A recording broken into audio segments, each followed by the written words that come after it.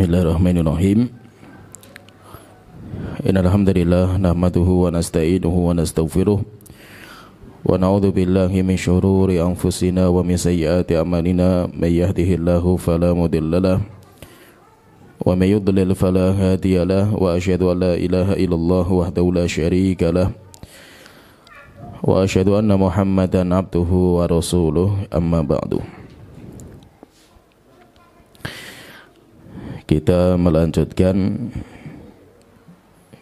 pembahasan Kitab Tauhid yang ditulis oleh Syekh Muhammad bin Abdul Wahhab At-Tamimi rahimahullah ta'ala. Dan kita masuk di bab yang ke-12. Qala al-musannifu rahimahullah ta'ala, penulis semoga Allah ta'ala merahmati beliau berkata, bab minasyirki an-nadharu li ghairillahi. Bab termasuk dari kesyirikan bernazar kepada selain Allah Ta'ala. Beliau berkata, wa qaulillahi ta'ala, Allah Ta'ala berfirman di dalam surat Al-Insan ayat ke-7, yufuna bin nadhri. Mereka, yaitu orang-orang yang beriman, mereka menunaikan nazar mereka. Wa qaulillahi ta'ala, dan Allah Ta'ala berfirman dalam surat Al-Baqarah ayat 270, wa ma anfaqtum min nafaqatin aw nadhartum min nadharin fa innallaha ya'lamuh. Apa saja yang kalian infakkan dan apa saja yang kalian nazarkan, maka sesungguhnya Allah mengetahui. Wa fi sahihi an Aisyah radhiyallahu anha, di dalam hadis yang sahih dari Aisyah radhiyallahu anha, anna Rasulullah sallallahu alaihi wasallam qala, bahwa Rasulullah sallallahu alaihi wasallam beliau bersabda, man nadzara ayyuti Allah falyuti'hu. Siapa yang bernazar untuk taat kepada Allah, maka hendaknya dia mentaati Allah dengan nazarnya. Wa man nadzara ay ya'siyallah fala ya'sihi. Dan siapa yang bernazar untuk bermaksiat kepada Allah, maka jangan bermaksiat kepadanya. Yaitu tidak boleh menunaikan nazar karena di dalamnya ada maksiat kepada Allah Ta'ala. Ya, jadi di sini intinya di bab ini yang disebutkan oleh beliau, oleh penulis, berkaitan tentang masalah nazar. Beliau mengatakan di sini bab minasyirki, termasuk bagian kesyirikan, nazar kepada selain Allah Ta'ala. Orang bernazar dengan menyebutkan nama selain Allah Ta'ala. Beliau mengatakan di sini minasyirki, ini termasuk bagian kesyirikan. Syirik apa? Nazar yang ditujukan kepada selain Allah itu termasuk kesyirikan. Syirik apa? Maka ini termasuk syirik akbar. Ini termasuk syirik akbar.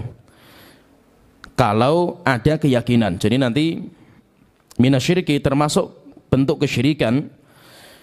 Jadi syirik apa di sini? Nanti syirik itu kan ada dua, ada syirik besar, ada syirik kecil. Bedanya apa antara syirik besar dan kecil? Ada syirik akbar, syirik asghar. Bedanya yang pertama, kalau syirik akbar mengeluarkan dari Islam sehingga dia kufur, dia keluar dari agama.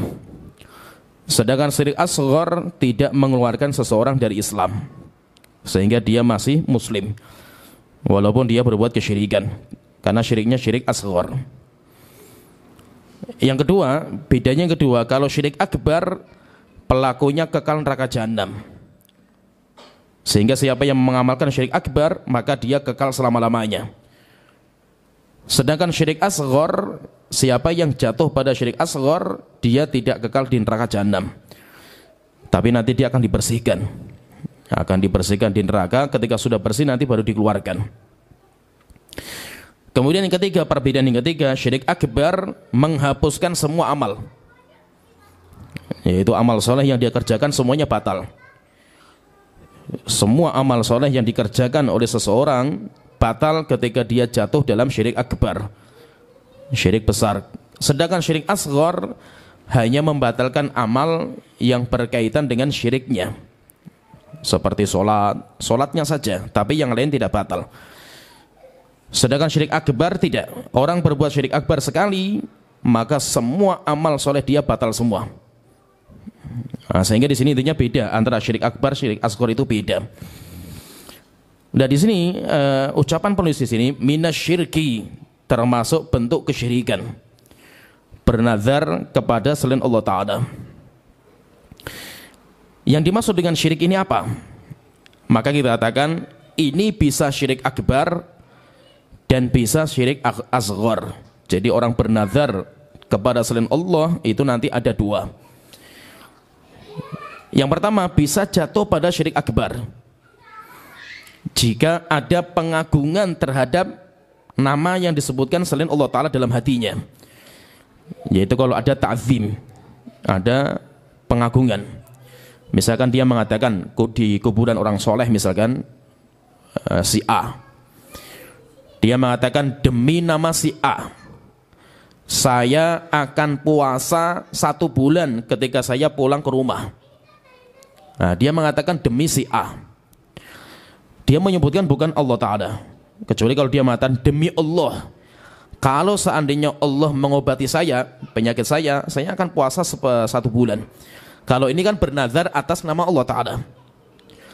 Kalau dia mengatakan demi nama fulan, demi fulan atau demi orang soleh yang di kuburan ini, saya akan sodakoh dengan jumlah uang sekian ketika saya sembuh dari penyakit saya.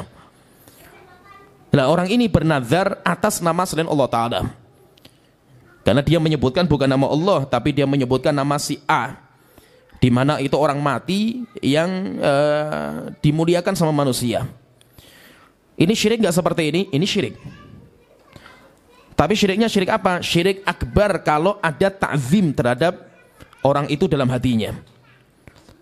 Kalau dia sangat mengagungkan si mayit, si orang mati, seperti pengagungan dia kepada Allah Ta'ala, yaitu sudah sampai tingkatan ta'zim dalam hati, pengagungan dalam hati.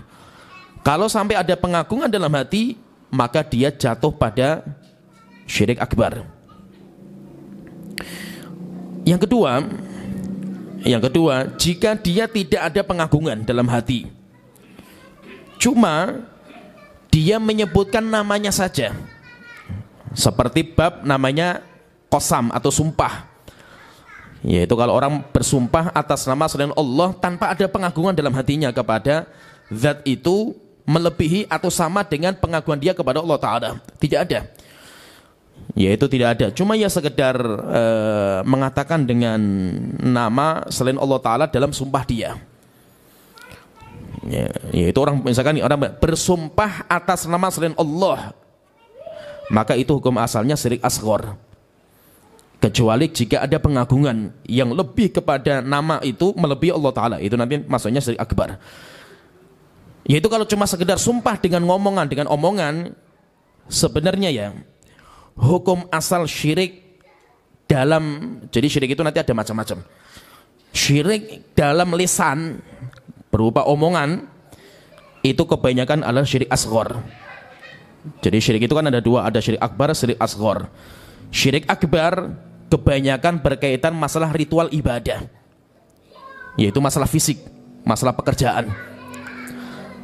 Sedangkan syirik asghar mayoritas adalah lisan dan tujuan, hati, niat. Sehingga syirik asghar kebanyakan itu pada lisan, ucapan. Kemudian yang kedua kebanyakan pada tujuan, niat.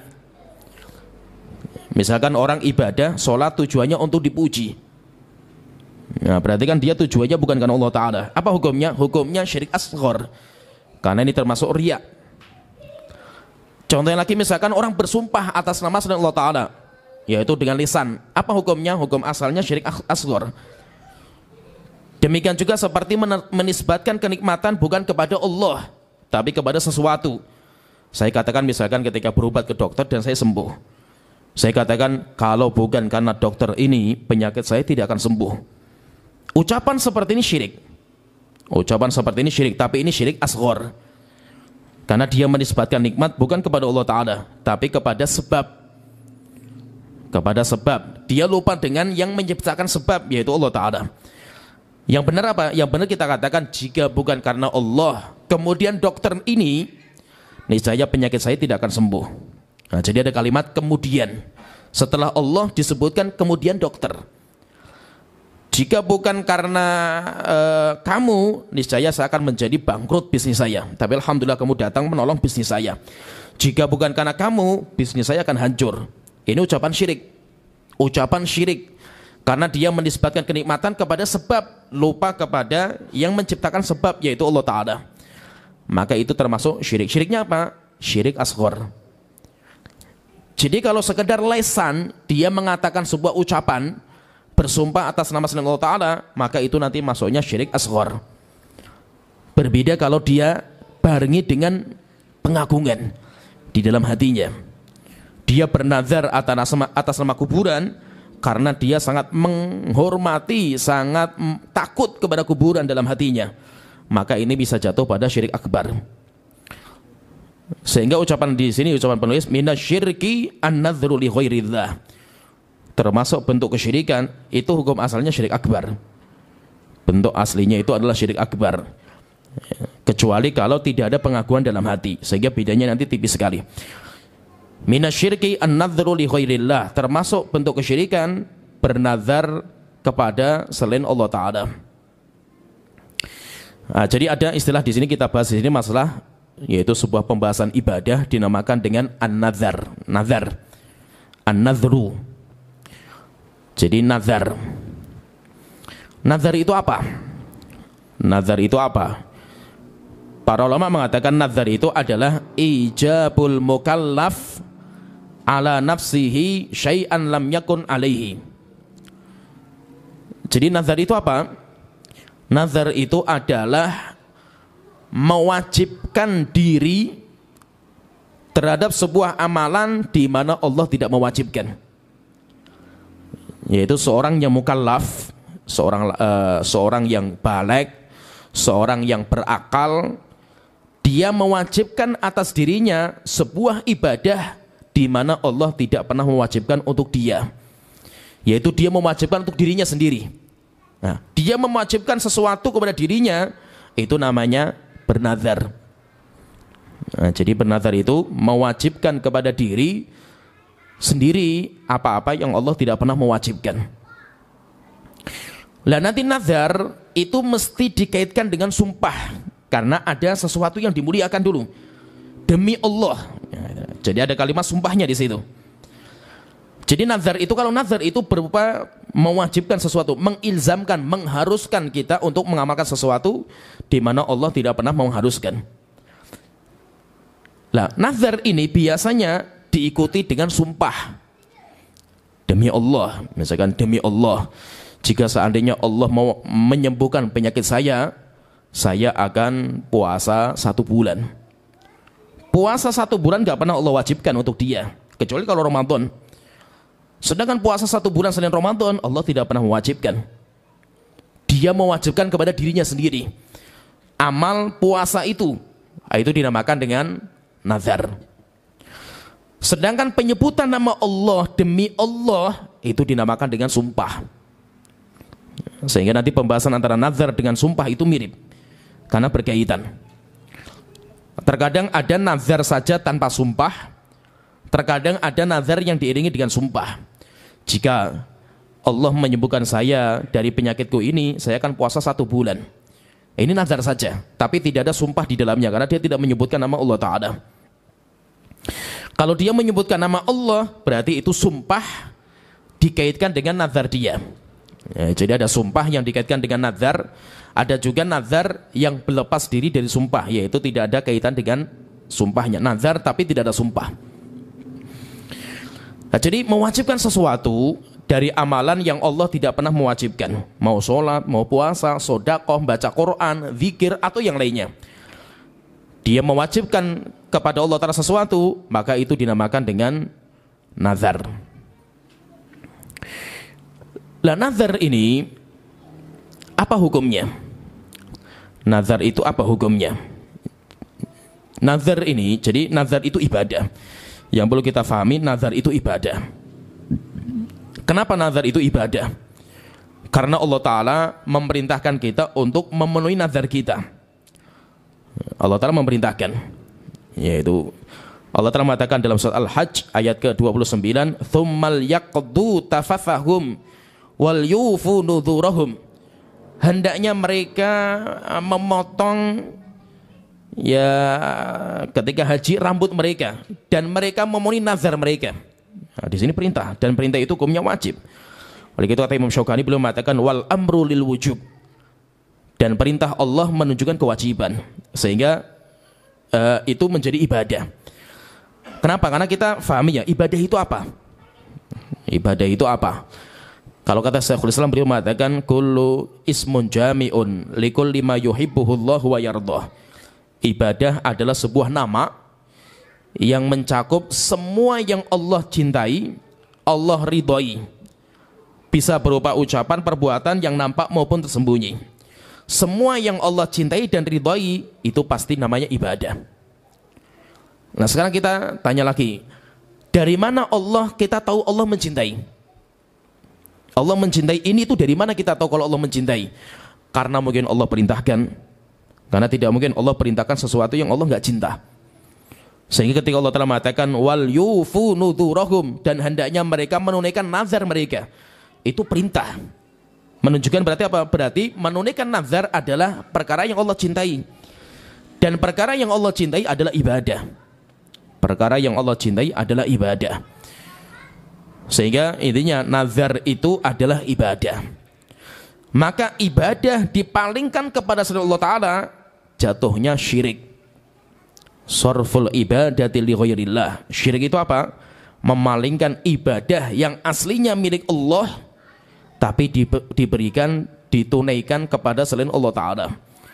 Maka itu termasuk kesyirikan. Wa annal masajida lillahi fala tad'u ma'allahi ahada. Sesungguhnya masjid itu milik Allah. Kalian jangan beribadah kepada selain Allah, kepada siapapun selain Allah Ta'ala. Kenapa? Karena ibadah itu milik Allah Ta'ala. Iyyaka na'budu wa iyyaka nasta'in. Kepada engkau lah kami beribadah, wahai Tuhanku, dan kepada engkau lah kami minta pertolongan. Berarti ibadah harus diberikan kepada Allah Ta'ala. Memalingkan ibadah kepada selain Allah, jatuhnya kesyirikan. Jatuhnya kesyirikan. Nanti syiriknya nanti bisa dua, bisa syirik akbar, bisa syirik asghar. Kalau syirik akbar diikuti dengan keinginan, yaitu dengan sebuah penyembahan ibadah. Sedangkan syirik asghar jika itu berkaitan masalah niat. Orang sholat, puasa, tapi tujuannya untuk dipuji, tujuannya supaya sembuh, tujuannya supaya kaya, itu namanya syirik akbar, asghar. Tapi kalau sampai dia menyembahkan ibadah kepada selain Allah Ta'ala, maka itu nanti jatuhnya syirik akbar. Nah, jadi intinya nazar itu adalah ibadah. Nazar adalah ibadah, sehingga memalingkan nazar kepada selain Allah Ta'ala, maka jatuhnya syirik akbar. Hukumnya syirik. Pertanyaan sekarang, hukum nazar apa? Hukum nazar itu apa? Kita kalau lihat ya dalil, kita dapatkan di dalam beberapa dalil Allah perintahkan kita untuk menunaikan nazar. Berarti menunjukkan itu wajib. Tapi kita juga mendapatkan beberapa dalil bahwa orang yang bernazar adalah orang yang pelit. Orang yang bernazar itu pelit, sehingga hukumnya terlarang. Sehingga nazar itu malah nggak boleh hukum asalnya. Sebagaimana Rasulullah SAW beliau bersabda, bahkan Rasulullah melarang. Orang bernazar itu dilarang sama Rasulullah. Dari Abu Hurairah radhiyallahu anhu, Rasulullah bersabda dalam hadis dikeluarkan Imam Muslim, Rasulullah mengatakan, la tanzaru, kalian jangan bernazar. Jangan bernazar, berarti menunjukkan apa? Larangan bernazar. Jangan bernazar. Fa inna nadhra la yughni minal qadari syai'an. Karena nazar tidak bisa merubah takdir. Misalkan kalian itu sakit, kita pengen sembuh, doa sudah, usaha nggak bisa, kita sudah berobat nggak sembuh-sembuh, akhirnya kita mengatakan, wahai Tuhanku, jika seandainya engkau sembuhkan saya, maka saya akan puasa 1 bulan. Apakah dengan saya puasa bisa merubah takdir Allah? Enggak bisa. Maka itu Rasulullah mengatakan jangan bernazar. Karena nazar tidak bisa merubah takdir Allah Ta'ala. Setelah itu Rasulullah mengatakan wa innama yustakhrajum bihi minal bakhil. Dan nazar hanya keluar dari orang-orang yang pelit untuk ibadah. Jadi ini ibadahnya orang pelit kepada Allah Ta'ala. Di mana dia mau ibadah, mau sholat, mau puasa, mau sedekah, dikaitkan kalau Allah memberikan permintaan saya. Kalau Allah sembuhkan saya, kalau saya dimudahkan untuk lulus ujian, atau kalau saya jadi PNS, kalau seandainya saya seperti ini, saya akan baca Quran, saya akan sedekah, saya akan ini. Berarti menunjukkan apa? Pelitnya dia ibadah kepada Allah Ta'ala. Karena ibadah dia dikaitkan dengan permintaan dia. Dia punya hajat kepada Allah Ta'ala. Sehingga nazar itu dari orang bakhil. Dalam hadis yang lain dari Abdullah bin Umar radhiyallahu anhuma, beliau berkata, akhadha Rasulullah sallallahu alaihi wasallam yanhana 'anin nazar. Beliau mengatakan Rasulullah melarang kita dari nazar. Rasulullah melarang kita dari nazar. Wa yaqul, dan beliau mengatakan innahu la yaruddu syai'an. Nazar tidak bisa merubah apa-apa. Wa innama yustakhraju bihi minasyahih. Tapi nazar hanya keluar dari orang-orang yang pelit. Syahih itu lebih parah daripada bakhil. Nah, jadi intinya kalau kita pahami di sini ya, kita tadi mengatakan nazar itu ibadah. Bahkan menunaikan nazar itu wajib. Tapi kalau kita katakan nazar itu Rasulullah melarang. Demikian juga bahkan Rasulullah mengatakan nazar itu ibadahnya orang pelit. Nah, pertanyaan terus bagaimana kita menggabungkan ini, masalah ini? Berarti hukum nazar itu apa? Hukum nazar itu apa?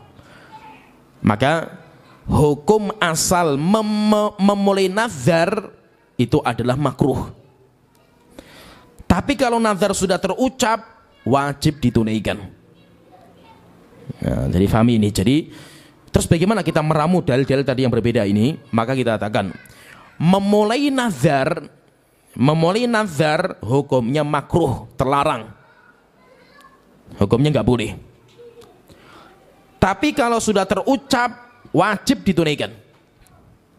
Itu kalau sudah terucap, wajib ditunaikan. Dan ini untuk apa? Dinamakan nanti dengan nazar mu'allaq. Jadi nazar itu nanti ada macam-macam. Nazar itu mu'allaq itu jika dikaitkan dengan permintaan saya. Saya butuh sesuatu sama Allah Ta'ala, kemudian saya bernazar, jika Allah memberikan saya ini, saya akan puasa sekian. Kalau nazar bentuknya seperti ini, mu'allaq, dikaitkan dengan permintaan saya, maka ini yang kita maksudkan tadi. Memulainya hukumnya makruh atau terlarang, tapi kalau sudah terucapkan, wajib ditunaikan. Sehingga nazar awalnya bukan ibadah, tapi kalau sudah terucap menjadi ibadah. Jadi fahami ini. Memulai nazar, awal kali mengucapkan nazar terlarang. Dan itu malah nggak boleh. Dan itu bukan termasuk bentuk ibadah. Tapi kalau nazar sudah terucapkan, harus menunaikan nazarnya. Menunaikan nazar yang sudah terucapkan itu dinamakan dengan ibadah.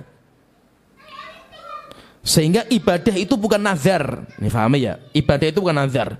Tapi ibadah itu adalah menunaikan nazar. Jadi ibadahnya itu di mana? Di menunaikan nazarnya, bukan di nazarnya. Nah itu Allah Ta'ala tadi berfirman di surat Al-Hajj, wal yufu nudurahum, dan hendaknya mereka menunaikan nazar mereka. Menunaikan. Jadi yang menjadi perintah itu menunaikannya, bukan nazarnya. Allah tidak pernah mengatakan nazarlah kalian kepada Allah, enggak pernah. Demikian juga Rasulullah tidak mengatakan nazarlah kalian kepada Allah Ta'ala, tidak. Karena memulai nazar tidak boleh. Dan itu bukan termasuk ibadah.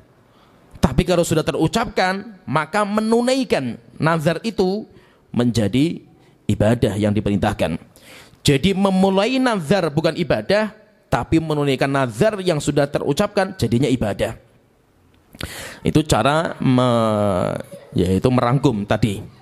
Cara merangkum antara dalil di mana Allah memerintahkan kita untuk menunaikan nazar kita, tetapi ada juga dalil yang lain, malah Rasulullah melarang kita untuk bernazar.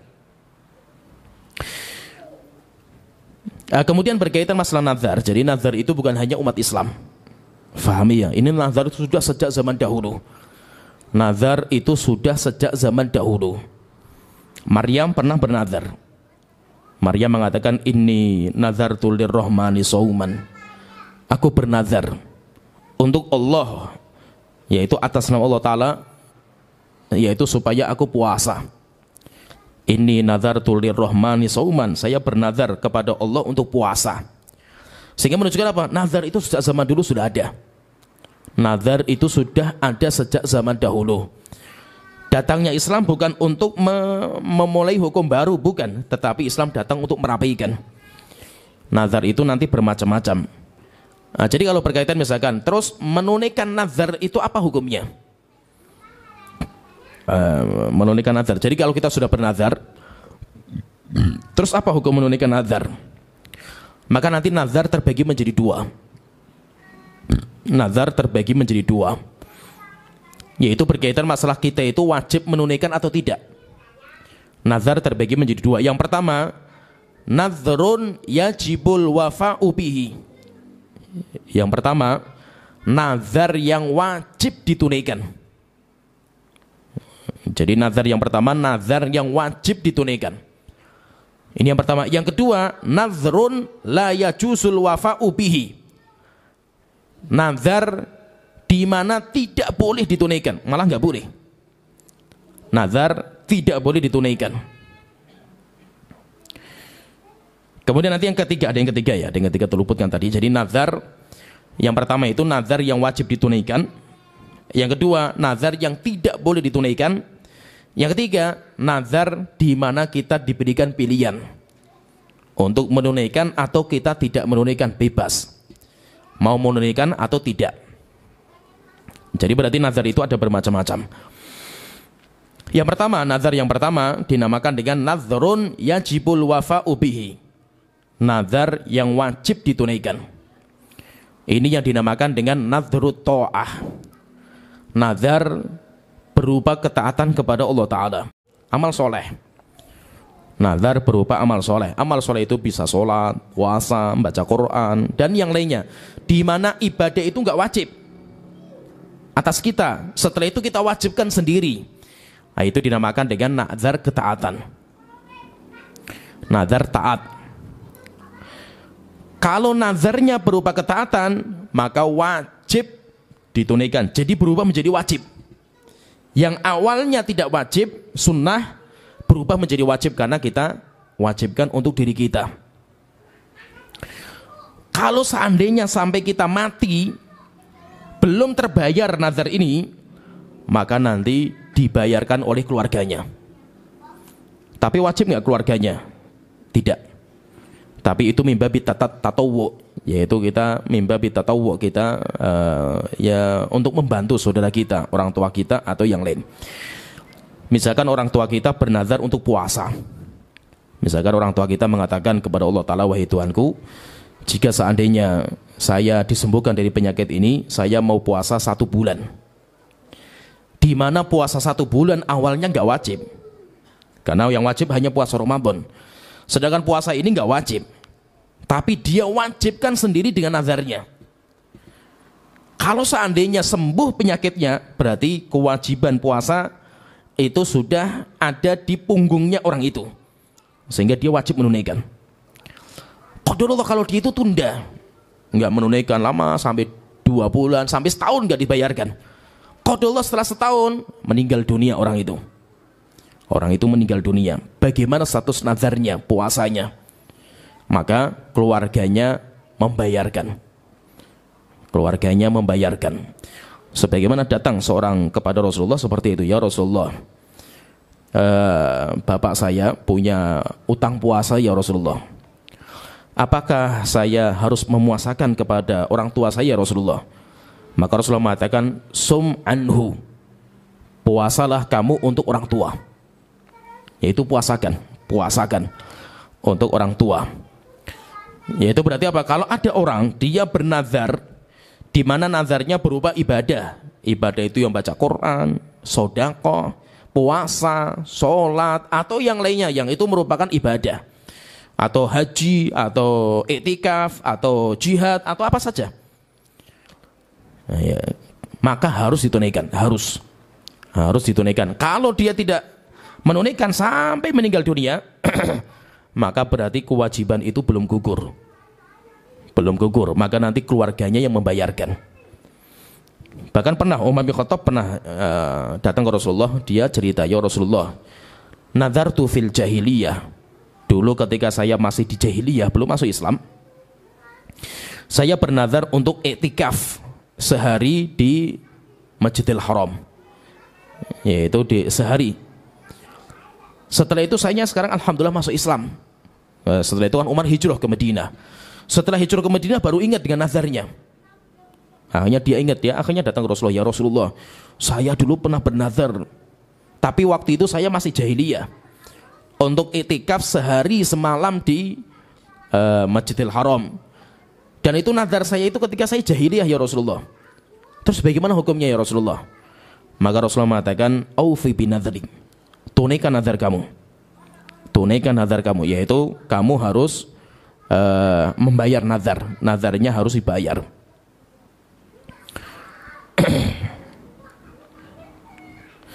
Nah, jadi intinya yang pertama di sini nazar yang harus dibayar. Nazrun yajibul wafa'u bihi. Nazar yang harus dibayar itu adalah nazar ta'ah, di mana dia ingin menjalankan ketaatan, maka harus dibayar. Dan nanti pembahasan masalah harta ya, kalau nazarnya berupa harta. Kalau misalkan orang itu bernazar, dia orang kaya, kemudian dia itu sakit. Dia mengatakan, jika seandainya Allah menyembuhkan penyakit saya mau bangun masjid. Saya mau bangun masjid. Alhamdulillah dia sembuh. Kemudian belum dibayarkan nazarnya. Qadarullah tabrakan meninggal dunia. Terus bagaimana status nazarnya? Maka hartanya dibagi untuk nazar dulu. Karena itu utangnya sama Allah Ta'ala, harus ditunaikan. Utang dia dengan Allah Ta'ala. Kalau masih ada sisa, baru diwaris. Nah, berarti waris itu nanti setelah dibayarkan hutang. Mau itu hutang sama Allah atau itu hutang kepada orang lain, itu harus dibayarkan. Termasuk hutang kepada Allah juga, termasuk kafarah, termasuk fidyah. Itu kafarah, fidyah, denda. Kafarah itu, fidyah itu juga harus dibayarkan. Misalkan ada seorang wanita dia tidak puasa Ramadan karena dia haid, kalau dia itu hamil atau menyusui, berarti 1 bulan, maka kewajiban dia kan fidyah. Qadarullah selesai Ramadan, dia belum membayar fidyah, berjalan waktu sampai ya waktu berjalanlah, setelah itu dia meninggal dunia. Terus bagaimana hartanya? Maka hartanya sebelum dibagi warisan harus ditunaikan utangnya dulu. Mau utangnya sama Allah, mau utangnya sama manusia. Utang sama Allah termasuk ini, termasuk fidyah. Berarti sebelum diwaris, hartanya dibagi kepada fidyah. Ya, maka itu berkaitan masalah harta ya, berkaitan masalah harta. Saya kalau punya harta, kemudian saya meninggal dunia, maka harta saya itu alokasinya seperti apa? Alokasi harta saya itu untuk apa? Maka nanti alokasinya untuk 5. Alokasinya itu untuk 5. Yang pertama, dan itu secara tertib loh. Ini alokasinya itu secara tertib. Yang pertama, hartanya dipakai untuk pemakaman jenazah, pengurusan jenazah. Misalkan beli kain kafan kalau bayar, atau beli kuburan, tempat kuburan kalau biayanya mahal kayak di Jakarta misalkan, atau untuk ambulan, atau untuk ya kebutuhan untuk pemakaman. Itu dari harta mana? Dari harta warisan, dari harta peninggalan si mayit. Nanti kalau ada sisa, ini setelah di pemakaman selesai kok duitnya masih sisa si mayit itu, maka yang kedua digunakan untuk membayar hutang yang terikat dengan barang. Hutang yang terikat dengan barang, yaitu hutang yang terikat dengan barang itu, kalau si mayit punya mobil, tapi mobilnya itu masih kredit, belum selesai kreditnya. Ini mobil mau diwaris, tapi tidak bisa kalau utangnya belum dibayarkan. Maka hutang ini selesaikan dulu, supaya mobilnya dikeluarkan, setelah itu bisa dijual untuk diwaris. Yang ketiga, kalau masih ada sisa lagi, maka nanti hutang yang tidak berkaitan dengan barang, baik kepada Allah atau kepada manusia. Nah, tadi seperti nazar, seperti kafarah, seperti fidyah, nah, itu dibayar. Itu dibayar. Atau kita punya utang sama teman dan utangnya itu nggak ada sangkut pautan barang, tidak ada jaminan, tidak ada yang lainnya. Nah, itu nanti dibayarkan untuk utang itu.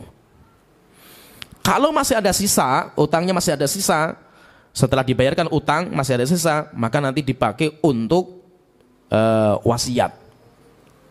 Dia punya wasiat atau tidak? Kan wasiat kan sepertiga. Jadi wasiat, tunaikan wasiatnya.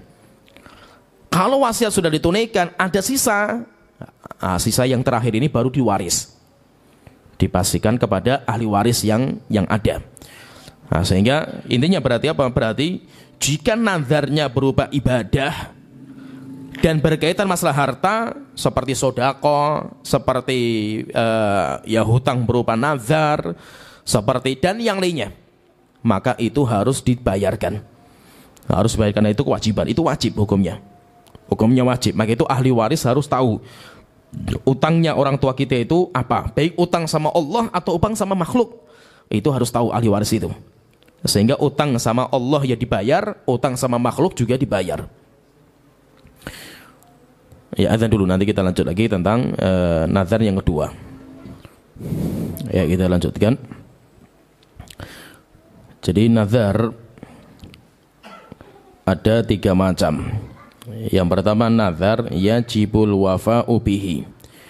Nazar yang wajib ditunaikan, yaitu nazar ta'ah. Jika orang bernazar untuk mengamalkan ketaatan kepada Allah Ta'ala, di mana ketaatan tidak diwajibkan sama Allah Ta'ala, setelah itu menjadi wajib karena dia yang mewajibkan sendiri dengan nazar dia. Maka kalau seperti ini harus ditunaikan.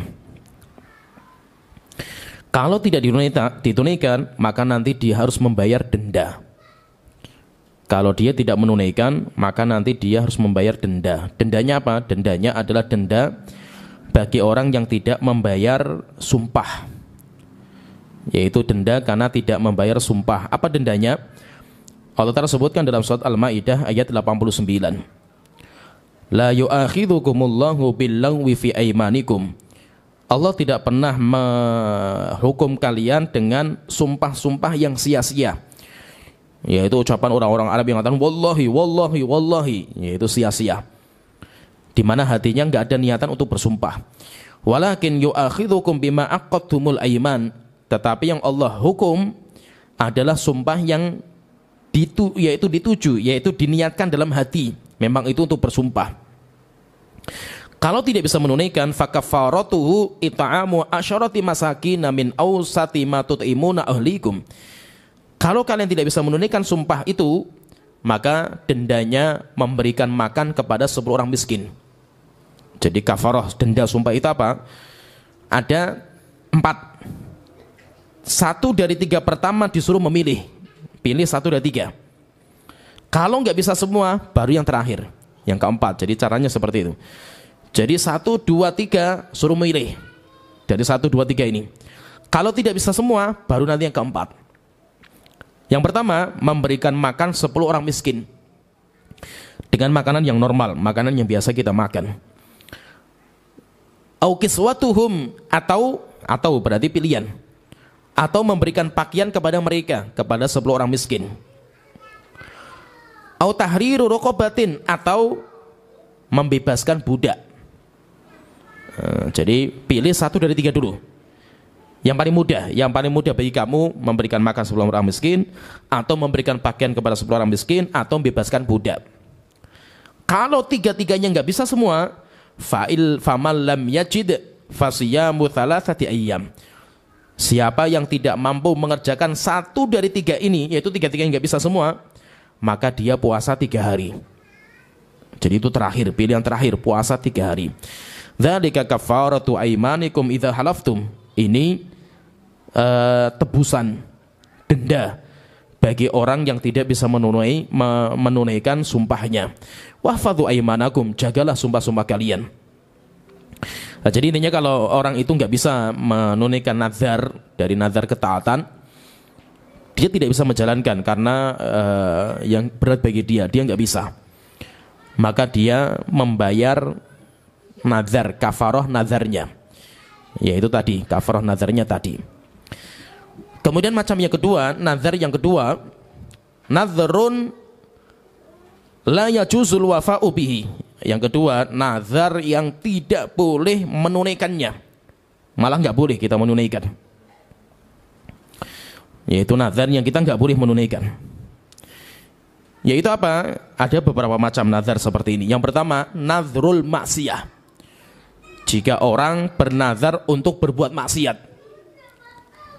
baik ya berbuat maksiat, minum khamr lah, membunuh lah, atau bahkan memutus silaturahim lah, atau tidak mau ngomong sama saudaranya misalkan, dan yang lainnya, itu semuanya maksiat. Maka siapa yang nazarnya untuk berbuat maksiat, maka tidak boleh ditunaikan. Rasulullah SAW beliau bersabda dalam hadis yang sahih, man nazara ayyuti Allah falyuti'hu. Siapa yang bernazar kepada Allah untuk mengamalkan ketaatan, nazarnya berupa ketaatan, maka hendaknya jalankan nazarnya. Wa man nazara ayyasiyahu fala ya'sihi. Tapi siapa yang bernazar untuk berbuat maksiat, jangan ditunaikan. Enggak boleh menunaikan nazar maksiat, enggak boleh. Ya, jadi kalau nazarnya berupa maksiat, maka tidak dibolehkan. Rasulullah juga mengatakan, aufi binadhrik, tunaikan nazar kamu. Fa innama, sebagaimana hadis yang kita sebutkan kemarin bab sebelumnya, aufi binadhrik, tunaikan nazar kamu. Fa innahu la wafa'a li nadhrin fi maksiatillah. Tidak ada nazar ketika bermaksiat kepada Allah Ta'ala. Jadi kalau ada orang bermaksiat kepada Allah Ta'ala, nazarnya maksiat. Saya bersumpah kalau seandainya saya sembuh, saya akan bunuh si fulan. Yaitu dosa maksiat, enggak boleh. Maka seperti ini enggak boleh ditunaikan. Pertanyaan, terus kalau enggak ditunaikan, terus apa kewajiban kita? Membayar kafaroh. Membayar kafaroh tadi. Kafarohnya itu tadi yang kita sebutkan 4, yaitu 3 harus minus 1 dari 3. Kemudian kalau enggak bisa semuanya, baru yang keempat. Yang kedua, nazar yang kedua, yaitu ya tadi masih itu nazar yang enggak boleh ditunaikan. Yang kedua, jika nazarnya bertabrakan dengan agama, yaitu karena agama melarang, nggak boleh bertabrakan dengan agama. Misalkan orang bernazar untuk puasa setahun, nggak mungkin, karena dalam 1 tahun itu ada yang diharamkan berpuasa, seperti hari raya Idul Fitri, Idul Adha, Ayyamut Tasyrik, nggak mungkin, sehingga tidak boleh. Kenapa? Karena puasa di hari Id itu nggak dibolehkan, tabrakan dengan dalil yang melarang puasa di hari itu. Ada sebuah cerita dari Ziyad bin Jubair, dia mengatakan, kuntu ma'abni Umar, saya pernah bersama Abdullah bin Umar. Fasa'alahu rajulun, kemudian ada orang tanya kepada beliau, Abdullah bin Umar. Orang ini mengatakan, nazartu an asuma kulla yaumi thulatha au arbi'a. Wahai Abdullah bin Umar, saya bernazar untuk puasa setiap hari Selasa dan Rebu. Setiap hari Selasa dan Rebu. Saya itu bernazar seperti itu, hari Selasa atau Rebu. Ma'ishtu, selama saya masih hidup. Yaitu selama saya hidup, saya bernazar seperti itu. Fawafaqtu hadzal yaum yaumun nahri, tapi pas hari Selasa ini, itu pas hari raya Idul Fitri, Idul Adha. Amarallahu terus gimana? Padahal kan Allah memerintahkan saya untuk menunaikan nazar saya. Wa nuhina an nasuma yauman nahri, tapi Allah juga melarang saya untuk puasa di hari Idul Adha. Akhirnya setelah itu beliau membawakan sebuah riwayat.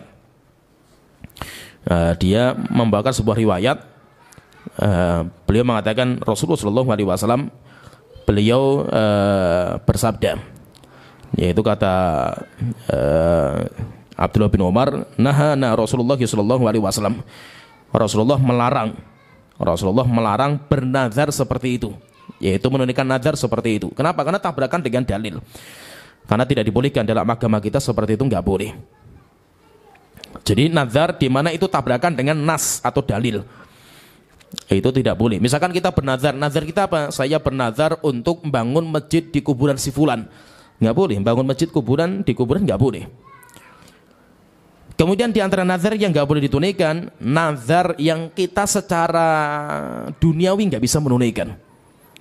Tidak mungkin kita bisa menunaikan secara kemampuan fisik kita, nggak mungkin.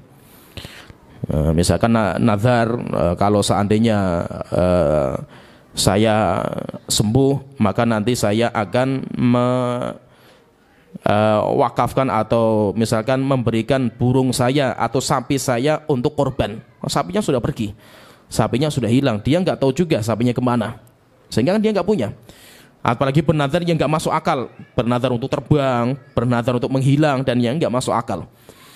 Nah itu Rasulullah mengatakan, aufi binadrik, tunaikan nazar kamu. Fa innahu la wafa'a li nadhrin fi maksiatillah. Tidak ada nazar untuk bermaksiat kepada Allah Ta'ala, wala fi ma yamliku bani Adam. Demikian juga nazar yang manusia nggak bisa menunaikan secara fisiknya, tidak mungkin. Maka nazar-nazar yang kita nggak punya kemampuan untuk menunaikan, nggak boleh ditunaikan, nggak boleh dipaksakan. Tidak boleh dipaksakan, karena kalau kita paksakan, hancur diri kita, nggak boleh. Oleh itu pernah ada seseorang yang dia bernazar untuk tidak duduk, bernazar untuk tidak berteduh, dan bernazar untuk puasa. Jadi Rasulullah sedang khutbah di masjid. Di tengah-tengah khutbah itu Rasulullah melihat ada orang yang nggak mau masuk masjid, yaitu berdirinya di luar, panas-panasan lagi orang itu. Akhirnya selesai khutbah Rasulullah bertanya, siapa orang itu? Kenapa dia nggak duduk bersama kita? Akhirnya ada mengatakan, ya Rasulullah, dia bernazar untuk tidak berteduh dari sinar matahari, dan untuk tidak duduk, dan untuk puasa terus setiap harinya. Maka Rasulullah mengatakan, perintahkan dia untuk duduk, perintahkan dia untuk berteduh, dan lanjutkan puasanya. Kalau puasanya lanjutkan, karena dia mampu. Tetapi nazar yang seperti ini, yaitu nazar untuk tidak duduk, nazar untuk tidak berteduh dari sinar matahari, nggak mungkin kita mampu. Nggak mungkin gitu nazar seperti itu. Sehingga nazar-nazar seperti itu nggak boleh ditunaikan. Tidak boleh ditunaikan nazar seperti itu. Nah, jadi intinya nazar-nazar seperti ini, nazar-nazar yang kita tidak mampu menjalankan secara fisik, kita nggak mungkin. Atau nazar di mana itu maksiat kepada Allah Ta'ala, atau nazar di mana itu menyelisih dalil, maka tidak boleh ditunaikan. Terus kalau tidak ditunaikan, terus apa? Ya kita bayar kafarah. Kita bayar kafarahnya. Kemudian yang ketiga, nazar di mana kita diberikan pilihan untuk menunaikan atau tidak. Kita mau menunaikan ya silakan, atau tidak ya nggak ada masalah. Yaitu seperti apa? Seperti nazar untuk perkara-perkara yang mubah. Nazar, saya bernazar tidak akan makan daging lagi saya. Ya silakan gitu. Nggak makan daging kan nggak ada masalah juga. Misalnya ada orang makan durian, akhirnya pingsan. Setelah itu dia mengatakan, kalau saya sembuh dari penyakit saya bernazar nggak akan makan durian lagi saya. Nggak apa-apa gitu loh. Silakan tunaikan yang nggak apa-apa, nggak tunaikan yang nggak ada masalah. Kenapa? Karena perkara mubah itu nggak ada kaitan dengan agama. Karena itu perkara mubah. Nazar-nazar mubah nggak ada kaitannya. Sehingga kalau nazarnya mubah seperti ini, maka tidak ada kaitan. Berarti berkaitan dengan menunaikan nazar, maka nanti ada 3 macam. Ada nazar yang wajib ditunaikan, yaitu nazar ibadah. Yang kedua, ada nazar yang tidak boleh ditunaikan, yaitu nazar di mana nazarnya maksiat atau nazarnya fisik kita nggak mungkin mengamalkan. Tidak mungkin kita itu mampu. Kalaupun mampu, mungkin hancur diri kita kalau kita paksakan. Kemudian ketiga, nazar yang mubah, nggak ada kaitan dengan ibadah, maka itu nggak ada hukum yang berkaitan dengan nazar.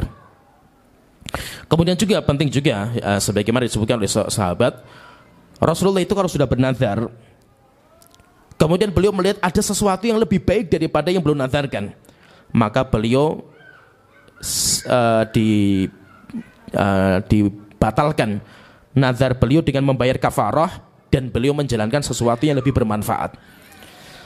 Dan itu sunnahnya seperti itu. Kalau kita sudah bernazar, misalkan nazar A, tapi kok ada sesuatu yang lebih mulia daripada itu, akhirnya apa? Ya kita batalkan nazar kita, setelah itu kita amalkan yang lebih mulia. Pernah suatu ketika ya Abu Bakar juga seperti itu. Abu Bakar ketika melihat Mistah bin Utsatsah. Mistah ini orang miskin dan nafkah dia ditanggung sama Abu Bakar. Tapi Mistah dia ikut campur menyebarkan berita hoak kalau Aisyah pezina. Aisyah berzina. Nah, termasuk Mistah ini. Mistah orang mulia. Dia termasuk sahabat yang ikut perang Badar. Tapi namanya berita itu yang dahsyat. Namanya berita hoak, apalagi kalau berita yang menyangkut harga diri orang muslim, itu cepat sekali dimakan.